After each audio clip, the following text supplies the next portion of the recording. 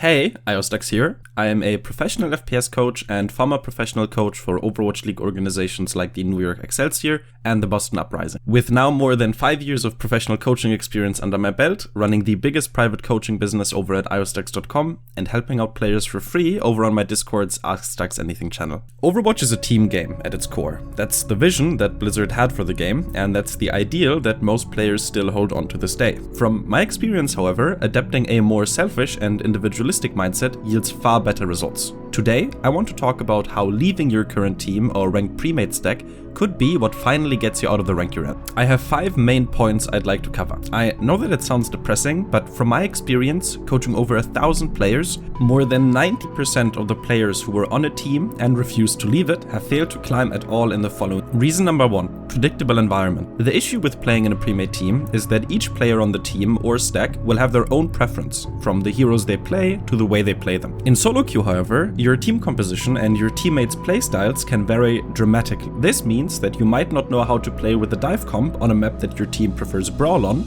or maybe you won't be able to play your Ashe the way you like to because your supports in solo queue prioritize pocketing players differently than what you're used to. Being able to quickly recognize how your team plays and adapting dynamically is a core skill that you rob yourself of acquiring by playing with and against the same people over and over. The majority of players who are on a team tend to scrim at a significantly higher level than their solo queue rank would suggest. It's not uncommon for players ranked in low masters to scrim at a GM level, simply because they cannot handle the unpredictability of rank. Reason number 2, the needs of the many. Imagine the following scenario. You play ranked. Half the time your team plays Brawl, the other time it plays Dive. When your team brawls, McCree would be the optimal pick, but when they dive, you'd rather go Tracer. Let's say that your McCree is terrible. You have a 20% win rate on him, but your Tracer is really strong, with an 80% win rate. Your Tracer is technically good enough to climb, but every time your team goes Brawl, you go McCree and throw the game. In this case, the solution is obvious. Focus your attention on your weakest link,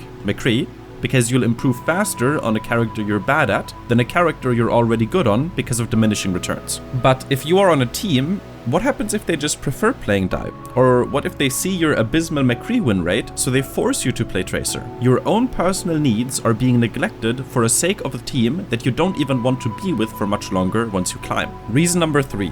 Distractions. It's perfectly normal for friends to talk shit, banter, joke around, or even have simple small talk. That's what makes the game fun after all. And full disclosure, even I end up sacrificing the grind sometimes for the sake of having fun with friends. But that's the key point. You're always sacrificing something. Being on a team forces you to listen to significantly more communication than you would have in solo queue. Either the communication is non-constructive, which means that it simply distracts you from focusing on the things you like to work on, or the communication is constructive, in which case you might end up getting so used to other people communicating information and shots to you, and the absence of such calls can leave you feeling lost in a solo queue match where people don't talk as much. Playing on your own, or at least making sure that the person you play with is just as dedicated as you are, goes a long way in becoming a more independent player. Reason number 4, mental fortune. Getting shit-talked is a part of any competitive multiplayer experience.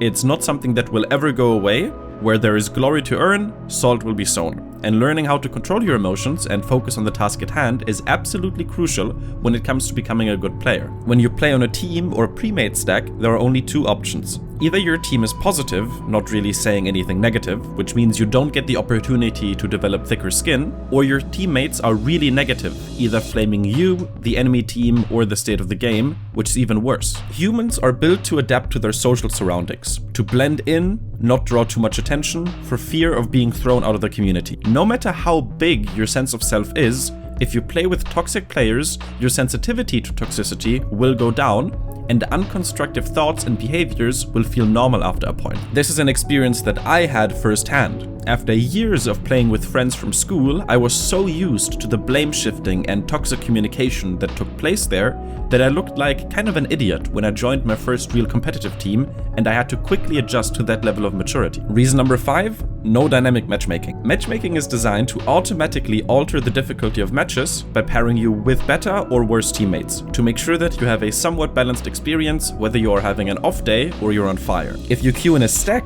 or scrim, you don't have access to the proper matchmaking experience anymore. In scrims, it's not uncommon to waste a 2-hour block just stomping a team because leaving after the first map would be considered rude. Ranked would immediately recognize that last game was too easy, and ramp up the difficulty. In scrims, you are stuck with at least 4 to 5 more one-sided matches, only to roll the dice on the next team again.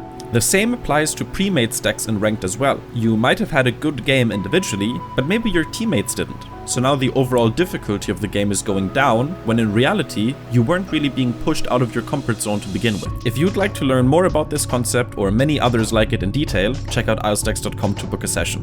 I also offer mental coaching and aim coaching for players who struggle with issues like tilt or a lack of confidence, or would like to improve their mechanical techniques. I also encourage you to join my Discord. You can use the Ask Stacks Anything channel to ask questions and receive answers on a daily basis. My name is ilestacks, and I'd like to thank you for learning.